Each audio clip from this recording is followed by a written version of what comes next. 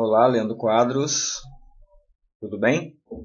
Eu quero primeiro lhe agradecer por ter prontamente respondido a pergunta que eu enviei através do meu amigo Márcio Machado. E como eu me propus, eu vou estar lhe respondendo agora, fazendo algumas colocações em relação à sua resposta.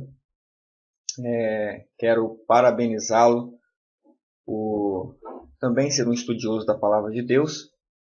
Continue nesse caminho e certamente o Espírito de Deus vai estar nos conduzindo a toda a verdade.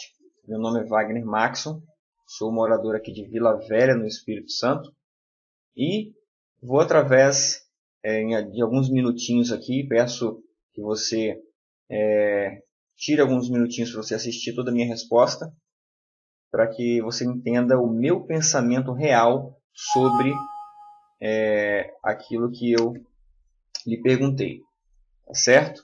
Bom, a pergunta que eu lhe fiz foi se Jesus Cristo é Filho de Deus desde o céu, antes mesmo de vir à Terra, se ele já era o Filho de Deus mesmo, conforme eu citei aí, João, capítulo 3, verso 17, que diz que Deus enviou seu Filho à Terra.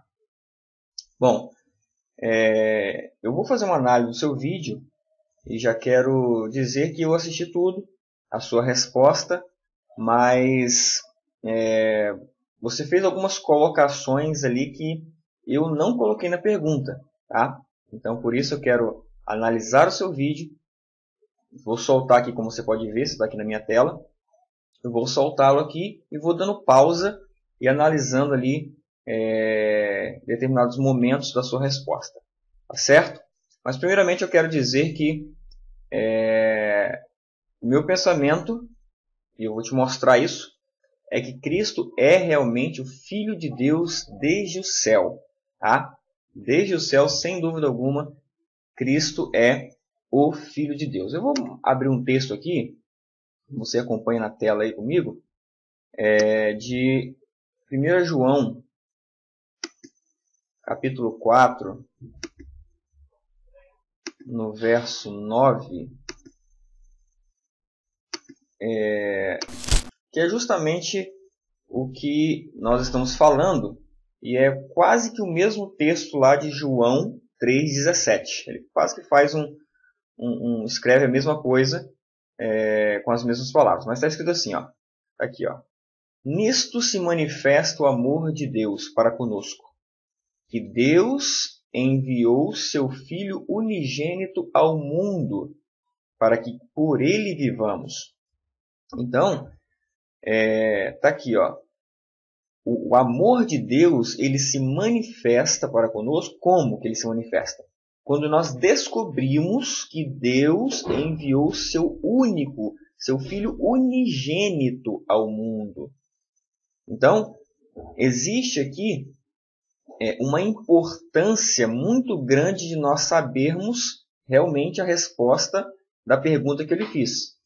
Será que realmente Deus enviou seu Filho unigênito ao mundo? Então aqui João está dizendo que é nesta ação, nessa atitude, que se manifesta o amor de Deus, o grande amor do nosso Pai Celestial. Tá certo? Então, antes de começar a analisar o seu vídeo, eu quero lhe dizer que no Velho Testamento, que o povo judeu, ele também sabia que Deus tinha um filho. Eu não vou te mostrar muitos textos, porque senão o vídeo vai ficar muito grande. Mas vamos aqui, um dos que eu mais gosto, que é Provérbios, no capítulo 30, no verso 4. Estou usando aqui a Bíblia digital, tá, Leandro? Para você também poder acompanhar os textos. Então tá aqui, ó. Quem subiu ao céu e desceu? Esse é o sábio Salomão escrevendo. Quem encerrou os ventos nos seus punhos? Quem amarrou as águas numa roupa? Quem estabeleceu todas as extremidades da terra?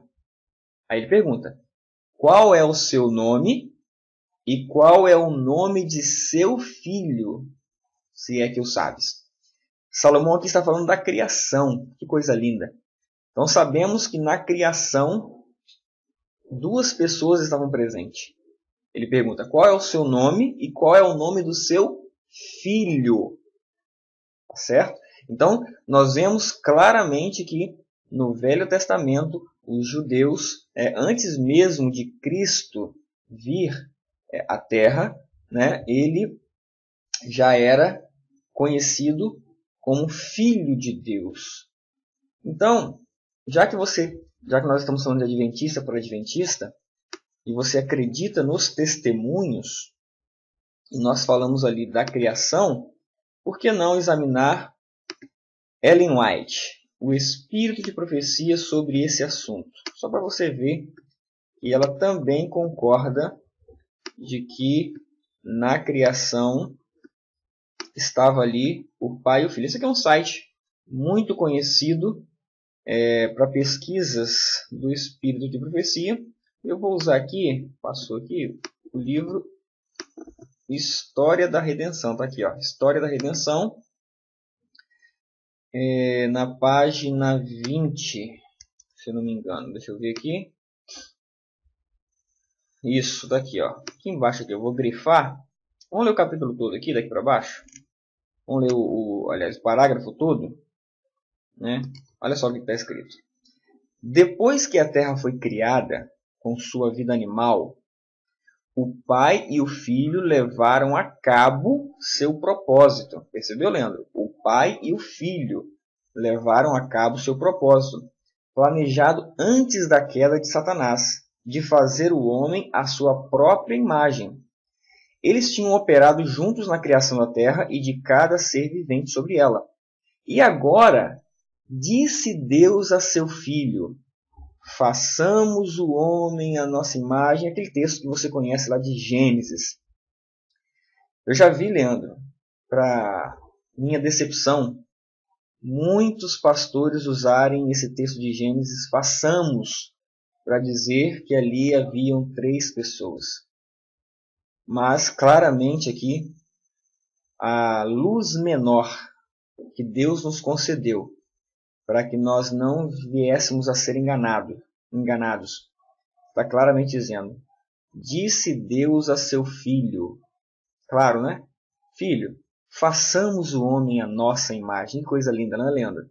Então, realmente existe aqui a relação de pai e filho, mesmo antes de Jesus Cristo, nosso Salvador, vir a essa terra. Bom, de posse disso, agora eu quero fazer uma análise da sua resposta para que a gente possa, então, ver mais um pouquinho sobre esse tema. Tá? Eu vou soltar você falando aqui e eu vou fazer algumas colocações no seu vídeo, tá bom? Vamos lá. Deixa eu aumentar a tela aqui para ficar melhor. Não sei se o áudio vai ficar muito bom, mas vamos lá.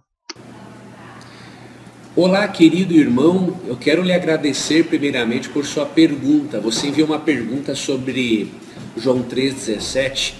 Eu vou ler o texto e nós vamos comentar o que esse texto quer dizer quando afirma que Jesus é Filho de Deus. O texto diz assim, porque Deus enviou o seu Filho ao mundo, não para que condenasse o mundo, mas para que o mundo fosse salvo por ele. Alguns de nós, quando lemos esse texto, e outras expressões na Bíblia em que Cristo é chamado Filho de Deus, com a nossa compreensão ocidental, nós pensamos que Cristo é Filho de Deus no sentido de ser criado. Entretanto, quando fazemos... Primeiro, Leandro, eu não falei em nenhum momento, tá? Deixar bem claro isso, que Jesus Cristo é criado, tá? Nós somos criados, nós somos criaturas de Deus. Cristo não. Eu perguntei simplesmente se ele era Filho de Deus. Depois nós vamos ler alguns textos aqui que vão dar um pouquinho mais de luz sobre a questão de ser filho de Deus, tá? Mas criatura de forma nenhuma, porque senão ele não poderia ser o nosso Salvador, certo? Então uma criatura não pode salvar outra criatura, tá? Mas Cristo é o Filho de Deus, nós vamos ver isso mais claramente, mas criatura não, tá, Leandro? Ok? Nunca fale isso sobre Cristo, ou pense que em algum momento eu falei isso, eu quis dizer isso, tá bom? Fazemos um estudo da Bíblia, um estudo sério, analisando inclusive o significado do termo grego para divindade, quando aplicado a Cristo, nós percebemos que o termo filho não tem o mesmo significado do que na nossa compreensão ocidental. Na sua e na minha compreensão ocidental, filho é sempre alguém criado por outro alguém. Mais uma vez eu vou discordar.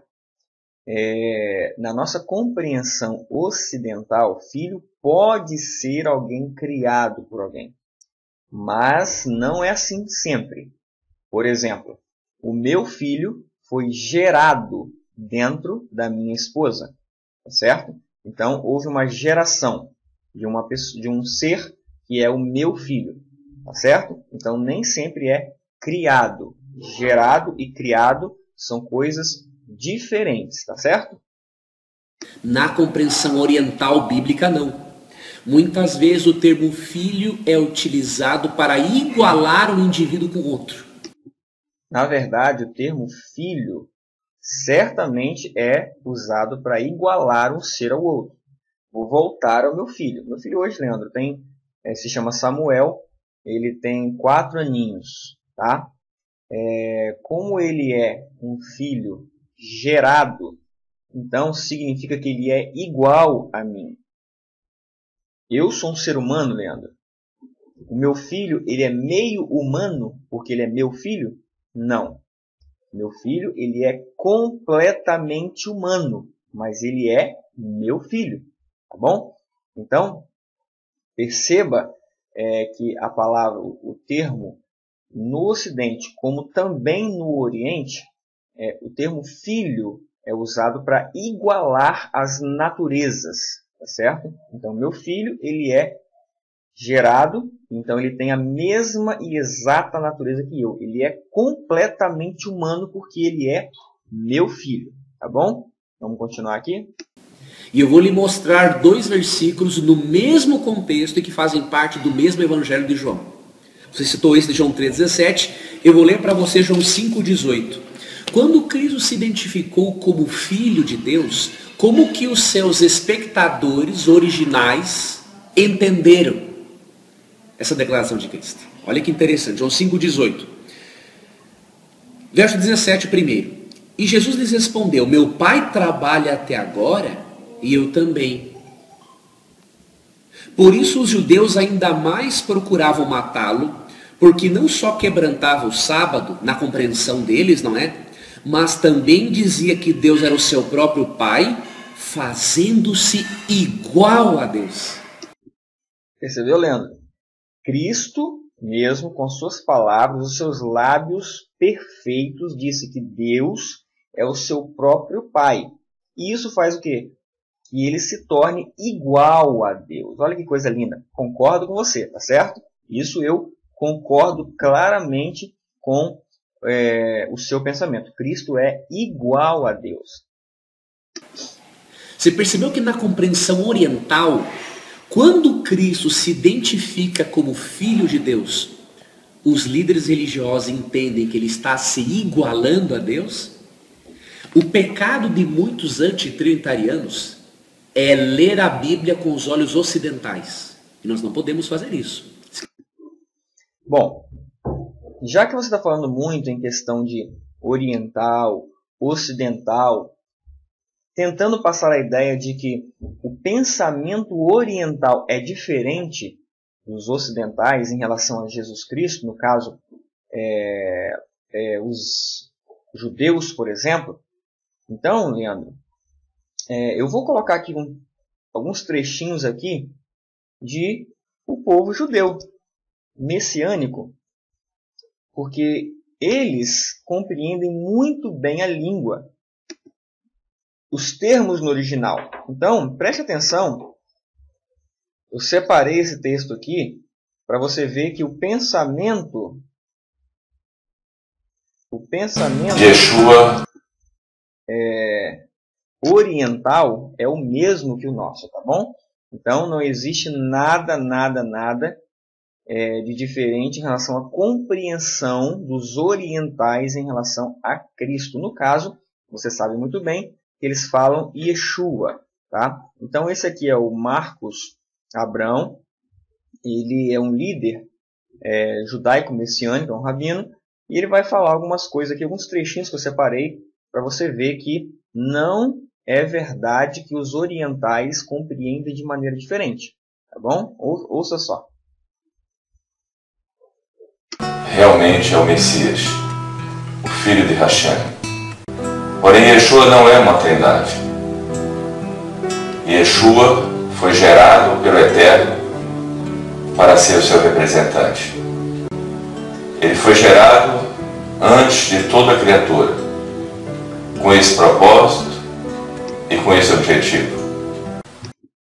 Percebeu o que ele falou? Ele foi gerado antes de toda a criatura. Mas ele é o filho, né? Ele fala aqui, Hashem, ele é o filho de Deus, do Altíssimo. O Eterno é um, não uma trindade. E Yeshua não é parte de uma trindade, mas o filho do Eterno, o filho de Hashem. Um oriental falando, tá, Leandro? Yeshua, Jesus Cristo, não é o filho, não é parte de uma trindade. Ele é o filho do Eterno Deus. O Eterno é um, não uma trindade. Yeshua é realmente o Messias, o filho de Hashem. E o seu sacrifício perfeito abriu a porta para Teshuvá. Então, Leandro, eu separei esse trechinho aqui de uma pregação. Eu ouço, tá? Quero deixar bem claro. Eu ouço algumas pregações judaico-messiânicas, assim como eu ouço, às vezes, as suas mensagens. Não significa que eu concorde com tudo que eles pregam, como também não significa que eu concordo com tudo que você prega, tá certo? Não sigo os judaico-messiânicos, sou um adventista do sétimo dia, tá bom? Mas que estudo a palavra por mim mesmo e tenho como base os princípios fundamentais dos adventistas do sétimo dia, que foram vigentes até 1979, onde Cristo realmente é reconhecido como o Filho de Deus mesmo, desde o céu, tá bom? Mas vamos lá, vamos deixar seu vídeo continuar aqui, que eu tenho mais coisas a falar sobre a questão de criação, de gerar, como você viu o Marcos Abrão falando, e alguns textos fortes aí para a gente compreender melhor a questão de Jesus como Filho de Deus, que a minha pergunta foi essa. E outra coisa aqui, outro detalhe, a sua explanação está fugindo um pouquinho da minha pergunta, mas não tem problema não. A gente vai fazer uma análise mesmo em cima da sua resposta. Se quisermos termos uma compreensão, não é, honesta do texto, temos que ler o texto também com os olhos orientais. Analisarmos como que um oriental entendia a expressão Filho de Deus. E não tem só esse texto, quando você vai para o mesmo Evangelho, capítulo 19, verso 9, você percebe que quando Cristo se identificou como Filho, olha que reação. Se Cristo dissesse simplesmente, eu sou uma criatura com a identificação de filho, os judeus nem iam querer apedrejá-lo, por quê? Porque apedrejar um coitado, um louco. Não, eles queriam apedrejar porque eles estavam vendo como um blasfemo. Porque ao ele se chamar de filho de Deus, ele se colocou numa posição de igualdade com Deus. Isso se repete em João 19:9, que diz assim. João 19:7. Responderam-lhe os judeus: nós temos uma lei e segundo a nossa lei deve morrer porque se fez filho de Deus. Eu lhe pergunto, se o termo filho de Deus significasse sempre um ser criado, por que apedrejar Jesus? Não é? Se ele diz assim, eu sou filho criado de Deus, não tem um porquê de ser tão blasfemo isso. Vê como é que você leva e tenta colocar na minha boca palavras que eu não coloquei? Mais uma vez, só para frisar. Cristo não é criado, tá certo? Eles podiam interpretar, o coitado tem uma loucura, não está bem da cabeça, mas não. Quando ele falou que era filho de Deus, eles entenderam com uma referência em que Cristo se igualava a Deus. Então, se você e eu lermos a Bíblia com os olhos orientais, perceberemos que quando Cristo é chamado de Filho de Deus, a Bíblia está dizendo que ele é igual a Deus Pai, que ele é divino. Isso está em harmonia com Colossenses 2,9, por exemplo. Você lembra que eu falei no início que o termo divindade no grego é muito esclarecedor? Em Colossenses 2,9, Paulo fala assim, que em Cristo habita corporalmente toda a plenitude da divindade. A palavra divindade vem de uma palavra grega que é fundamental, é a palavra theotes. A palavra theotes é um termo grego que se aplica à própria face gloriosa de Deus Pai. Então, quando ele fala que em Cristo habita a theotes, ou seja, a plenitude da theotes, da divindade, a Bíblia está dizendo o seguinte, Cristo não é menor e nem maior que o Pai, ele é a expressão exata da glória de Deus Pai. E isso está em harmonia com Isaías 9,6. Jesus é chamado em Isaías 9,6 de Deus forte, Pai da eternidade e príncipe da paz. Veja, como que uma criatura pode ser chamada de Pai da eternidade? Impossível. Um ser criado não pode ser chamado de Pai. Interessante que Cristo é chamado de Pai também, não é? Sendo igualado com Deus Pai. Pai da eternidade, tá, Leandro? Não coloque palavras na palavra de Deus que não foi falado. Ele é Pai da eternidade, tá? Mas vamos lá. Em cima dessas palavras que você acabou de falar, vamos fazer mais uma análise aqui. Você usou aí a questão de igualar Cristo ao Pai, certo? Mas eu percebo que o fundamento aí é tentar quebrar a questão da filiação de Cristo com o Pai no céu, tá certo? Então, eu quero mostrar dentro da palavra de Deus que existe uma hierarquia, tá, entre o Pai e o Filho. Apesar da igualdade em natureza, ou seja, tudo que o Pai faz, o Filho igualmente o faz, tá? Mas existe essa hierarquia, Pai e Filho, onde claramente o Pai é soberano ao Filho, tá? A Bíblia deixa isso muito claro. Eu vou dar um exemplo aqui para a gente entrar na palavra de Deus. Antes um pouquinho, eu vou dar um exemplo do meu filho. O meu filho, como eu já disse, ele é igual a mim. Ele tem a mesma natureza, certo? Que eu. Eu sou humano, ele é também um ser humano. Ora, o Pai é divino, tem totalmente a divindade. O Filho também tem totalmente a divindade, certo? Isso tem que ficar muito claro. Mas entre eu e meu filho existe uma hierarquia. Eu sou soberano ao meu filho. Então, essa soberania entre o Pai e Cristo não pode ser quebrada, porque senão quebra-se a relação pai e filho. Tá bom, Leandro? Vamos ver isso na palavra de Deus. Vamos lá.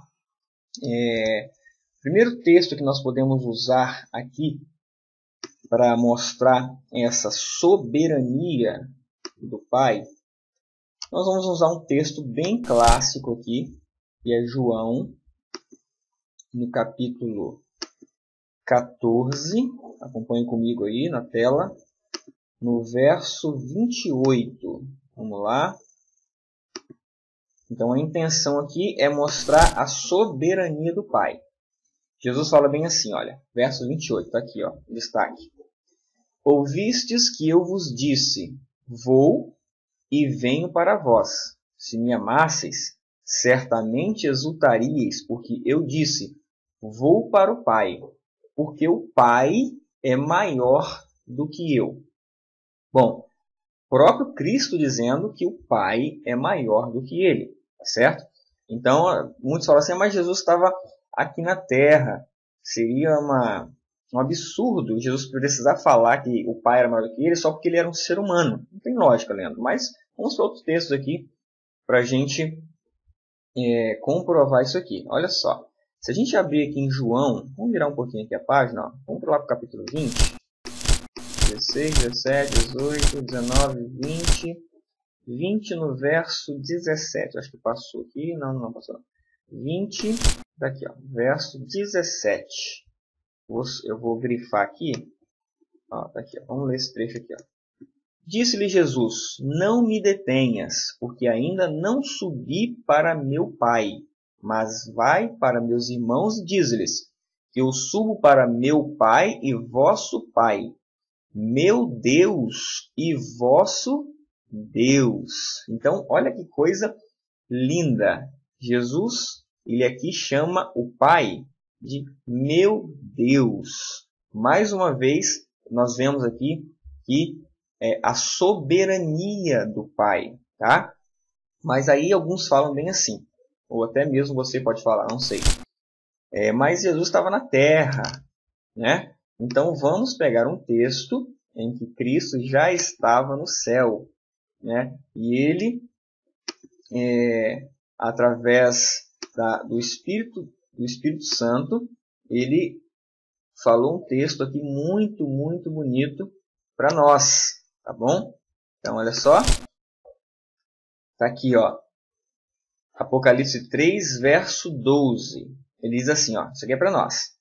Ao que vencer, eu o farei coluna no templo do meu Deus, e dele nunca sairá. E escreverei sobre ele o nome do meu Deus, e o nome da cidade do meu Deus, a nova Jerusalém, que desce do céu, do meu Deus, e também o meu novo nome. Olha, Jesus glorificado lá no céu, ele através de João, ele chama o Pai de meu Deus. Bom, para a gente fechar, teria mais texto, mas eu volto porque eu estou preocupado com o tempo, tá? Eu vou abrir aqui os testemunhos, né? Já que é a luz menor, nós podemos certamente usar os testemunhos para nos esclarecer, tirar as nossas dúvidas se realmente existe essa soberania, né? E esse texto que nós vamos usar é muito conhecido, tenho certeza que você sabe até de cor, mas é bom ler, né? Para que a gente possa ter uma compreensão aqui clara dos textos da palavra de Deus. Deixa eu ver aqui. Vamos ver, não, acho que é no primeiro capítulo. Vamos olhar aqui. Patriarcas e Profetas. Deixa eu procurar a página certinha aqui.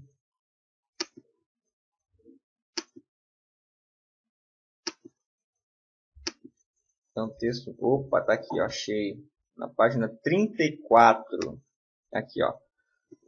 Essa partezinha que está começando aqui, marcando, pode ler. Ó. Soberano do universo não estava só em sua obra de beneficência. Tinha um companheiro, um cooperador que poderia apreciar seus propósitos. E aí continua. O soberano do universo. Quem é o soberano do universo? O Pai. No próximo parágrafo aqui, ó lá, o Pai operou por seu Filho na criação de todos os seres celestiais. Ou seja, Leandro, o Filho também é o nosso Criador, mas o Pai é o soberano. Eu lembrei de um texto agora aqui que eu não posso deixar de ler para a gente finalizar essa questão da soberania, tá? E esse texto está no livro Primeiros Escritos. Primeiros Escritos, na página 54, acho que é isso. Deixa eu ver. 54, aqui, é esse mesmo. Olha só a soberania do Pai na visão e nas palavras de Cristo. Tá bom, Leandro? Tá aqui, ó. Vi um trono, tá aqui, ó. Vou começar a ler aqui, ó. Vi um trono, e assentados nele estavam, quem?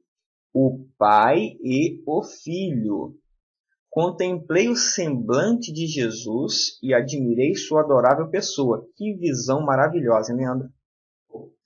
Não pude, Ellen White diz, não pude contemplar a pessoa do Pai, pois uma nuvem de gloriosa luz o cobria.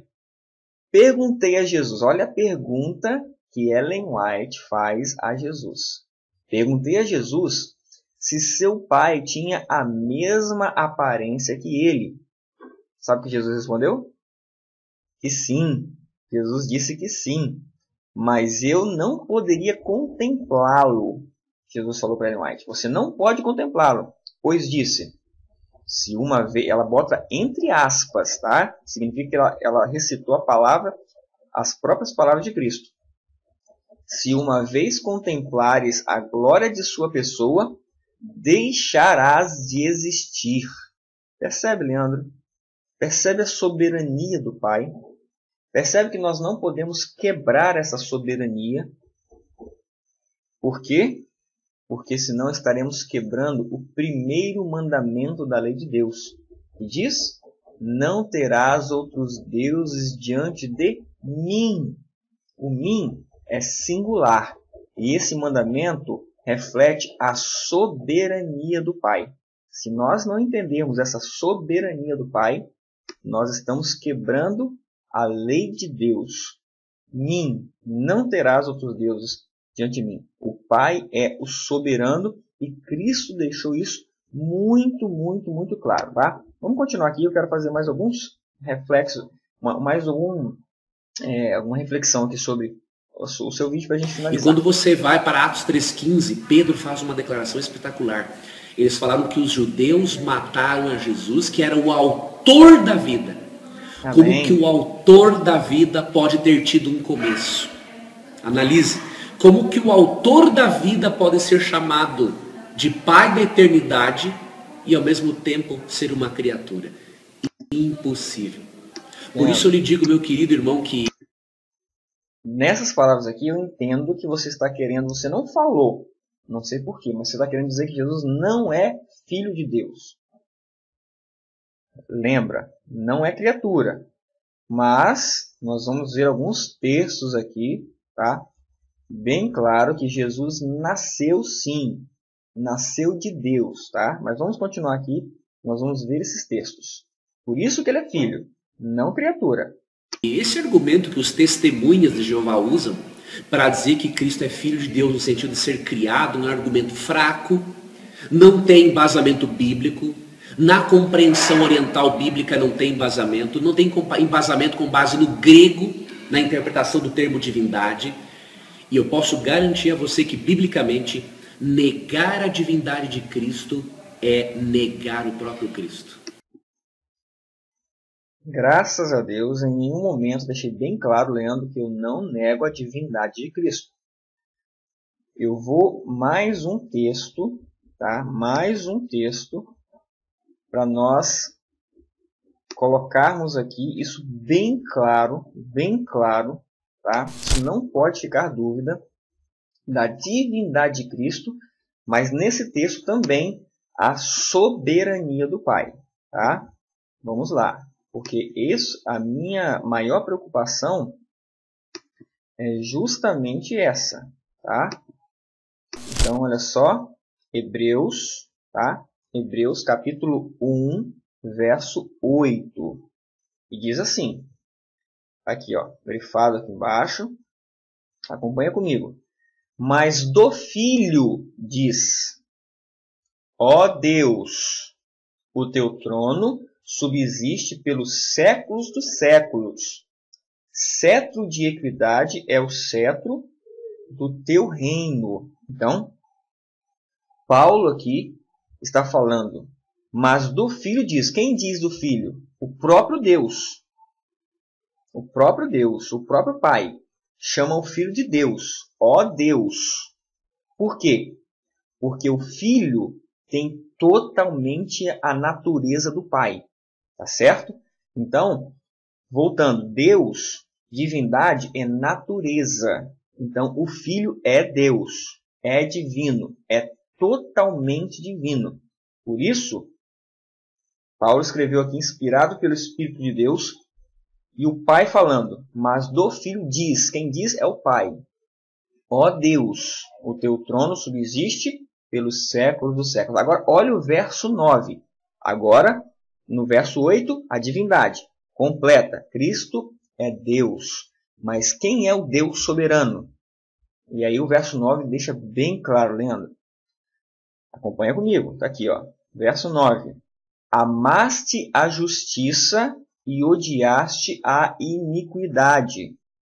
Por isso, Deus, Filho, o teu Deus, Pai, te ungiu com óleo de alegria mais do que a teus companheiros. Leandro, vou ler de novo. Amaste a justiça e odiaste a iniquidade. Está falando aqui para Jesus. Por isso, Deus, chamando Cristo de Deus, o teu Deus, chamando o Pai de Deus, e falando que o Pai é o Deus do Filho, te ungiu com óleo de alegria mais do que a teus companheiros. Você já percebeu isso, Leandro?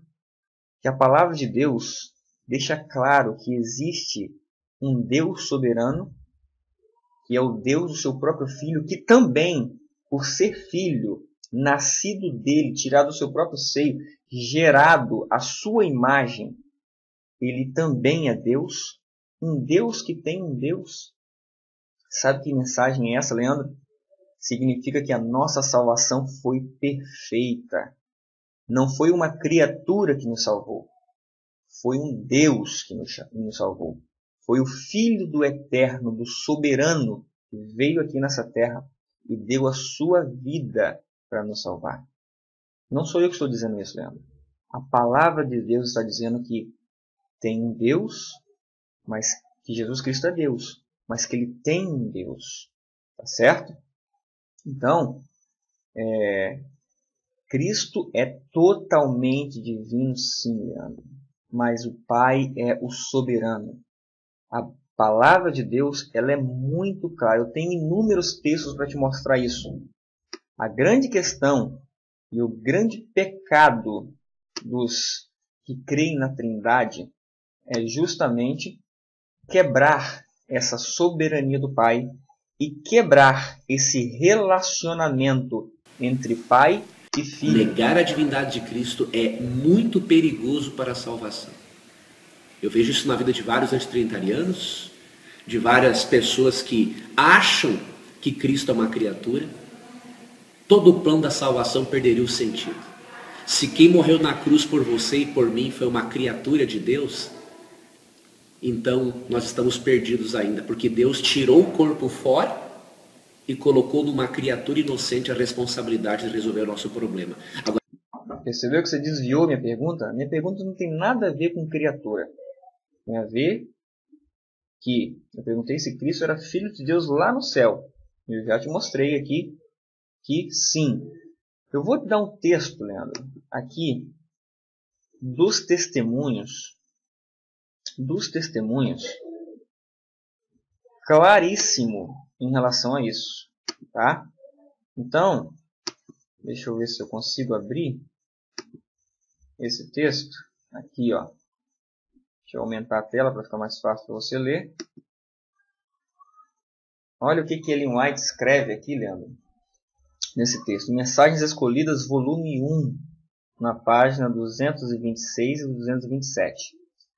Não vamos ler tudo, não, só a primeira parte aqui para a gente ganhar tempo. Antes que a fundação do mundo fosse estabelecida,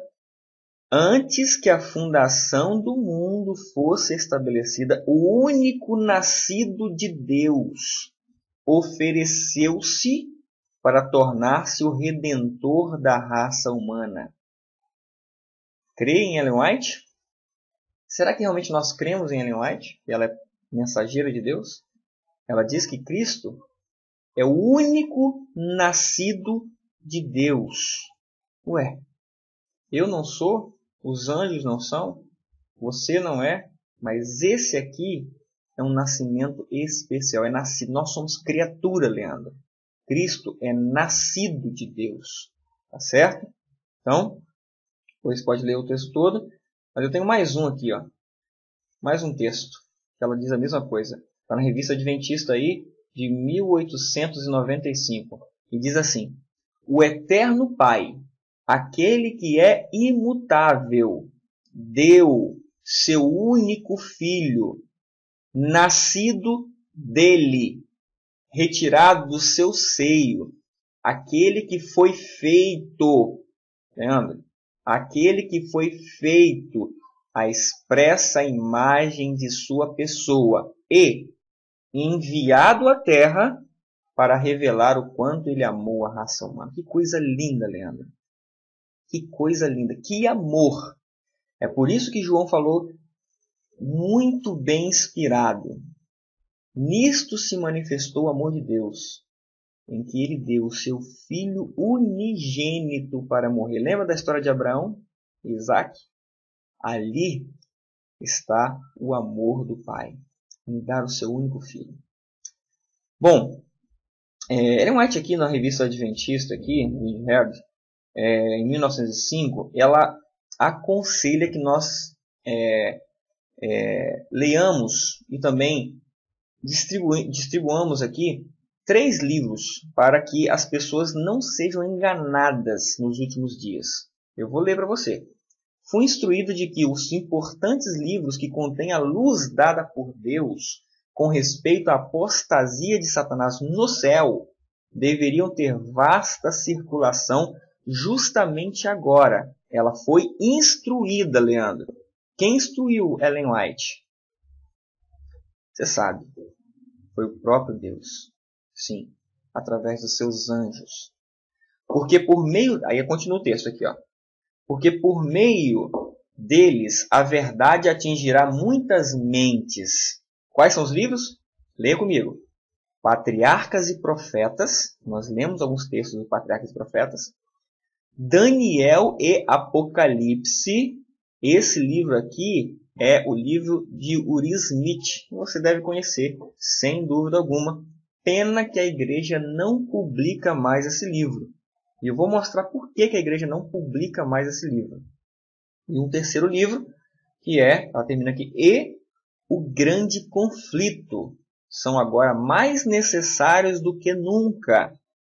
Deveriam circular amplamente, porque as verdades a que dão ênfase abrirão muitos olhos cegos. Muitos dentre nosso povo têm estado cegos quanto à importância dos livros mais necessários. Patriarcas e Profetas, Daniel e Apocalipse de Uri Smith e o Grande Conflito. Leandro, olha o que está escrito no livro Daniel e Apocalipse de Uri Smith, que hoje é encontrado aí as profecias de Apocalipse de Uri Smith. São os 2 livros. E muito claro. Leia comigo. As Escrituras, em parte alguma, falam de Cristo como de um ser criado. Percebeu? O nosso pastor Uri Smith, que ele escreve, em nenhuma parte as Escrituras falam de Cristo como um ser criado, mas claramente afirmam que ele foi gerado pelo Pai. Mas enquanto como um filho gerado, não possuía com o Pai a coeternidade de existência pretérita. O começo da sua existência é anterior a toda a obra da criação, em relação à qual ele foi criador, juntamente com Deus. Veja bem, o que hoje a doutrina da Trindade nos ensina é que Cristo ele é coeterno, ele tem uma existência pretérita. Isso quebra a relação pai e filho entre Deus e Cristo e gera irmãos, tá certo? Então é por isso que eu te perguntei se Cristo é filho desde o céu, tá certo? Porque eu sei que a doutrina da Trindade nega essa relação pai e filho. E negar o pai e o filho, eu vou te mostrar daqui a pouco o que significa isso, tá bom? Mas está aqui nosso pastor Uri Smith, que viveu na época de Ellen G. White, está aí, escreveu um livro que ela aconselhou que fosse amplamente distribuído para que a gente pudesse compreender, tá? Essa relação entre pai e filho e muitas outras verdades ali escritas. Mas tem um texto aqui também que eu gostaria, não posso deixar de mencionar, que é o texto deixa eu ler aqui, deixa eu ver se é esse aqui, ó, de Wagner. Wagner, eu tenho certeza que você conhece também, foi um dos grandes pregadores da época de Ellen White, o pastor Wagner, foi o que levou a mensagem, um dos que levou a mensagem com Jones lá em 1888, e ele escreveu no seu livro Cristo e Sua Justiça. Mas a questão fundamental é que Cristo é um filho gerado, não um súdito criado. Ele tem por herança um nome mais excelente do que o dos anjos. Ele é um filho sob a sua casa. E sendo ele o filho unigênito, único gerado de Deus, é da mesma substância e natureza de Deus. E possui por nascimento todos os atributos de Deus, pois o Pai agradou-se de que o seu Filho fosse a expressa imagem de sua pessoa, o fulgor de sua glória, e repleto de toda a plenitude da divindade. Viu, Leandro? Ser filho não significa não ser Deus. Não significa não ter a plenitude da divindade. Ser filho é o que garante que Cristo é Deus, que Cristo é totalmente divino, que Ele pode ser o nosso Salvador. Mas também, ser filho significa que Deus nos amou de tal maneira que Ele entregou o seu único Filho para nos salvar, Leandro. Se nós quebrarmos essa relação de pai e filho, nós estamos desmerecendo o amor de Deus. Fica atento a isso, meu irmão. Fica atento a isso, por favor. É um pedido aqui de coração do seu irmão, da pessoa que está conversando com você, para você ficar atento a essa questão. Não quebre essa relação de pai e filho. Sabe por quê? Tem muitos textos para te mostrar, mas eu não vou mostrar mais. Eu vou aqui abrir a palavra de Deus em 1 Coríntios.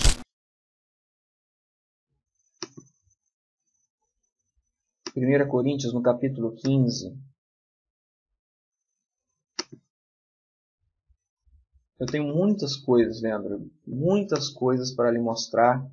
São muitos os textos, deixam muito claro essas verdades aqui que nós estamos, essa verdade que nós estamos conversando, mas o tempo não nos permite.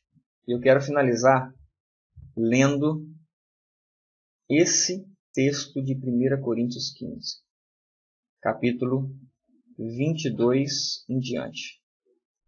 Vamos pegar do 20 aqui, ó. Vamos pegar do 20. Não, vamos lá. 22. Acompanha comigo aí, Leandro. Porque assim como todos morrem em Adão, assim também todos serão vivificados em Cristo. Mas cada um por sua ordem. Cristo as primícias, depois os que são de Cristo na sua vinda. Depois virá o fim. Presta atenção, Leandro. O que Paulo está dizendo. Depois virá o fim. Quando que virá o fim? Quando tiver entregado o reino a Deus, ao Pai. E quando houver aniquilado todo o império e toda potestade e força. Porque convém que reine até que haja posto a todos os inimigos debaixo de seus pés. Ora, o último inimigo que há de ser aniquilado é a morte, porque todas as coisas sujeitou debaixo de seus pés. Mas, presta atenção, mas, quando diz que todas as coisas lhe estão sujeitas, claro está que se excetua aquele que lhe sujeitou todas as coisas. Então, o Pai sujeitou todas as coisas aos pés do Filho. É claro que o Pai não está sujeito. Se excetua, Paulo diz. Claro está que se excetua aquele que lhe sujeitou todas as coisas. Agora presta atenção no 28. E quando todas as coisas lhe estiverem sujeitas, então também o mesmo Filho, Leandro. Olha só. o mesmo Filho se sujeitará àquele que todas as coisas lhe sujeitou, para que Deus, o Pai, está aqui, ó, para que Deus, o Pai, seja tudo em todos. Quando, depois do fim, depois virá o fim, está aqui, ó, verso 24. Já, o plano da redenção já foi concluído. Já não existe mais morte. Então o Filho se sujeitará novamente. Se sujeitará a Deus. Para que Deus seja tudo em todos. Percebe a soberania, Leandro? Percebe a soberania do Pai? Percebe a ligação do Filho e do Pai? Essa é a verdade, Leandro. O Pai realmente, existe essa relação realmente entre Pai e Filho. Não negue isso. Não negue essa relação de Pai e Filho.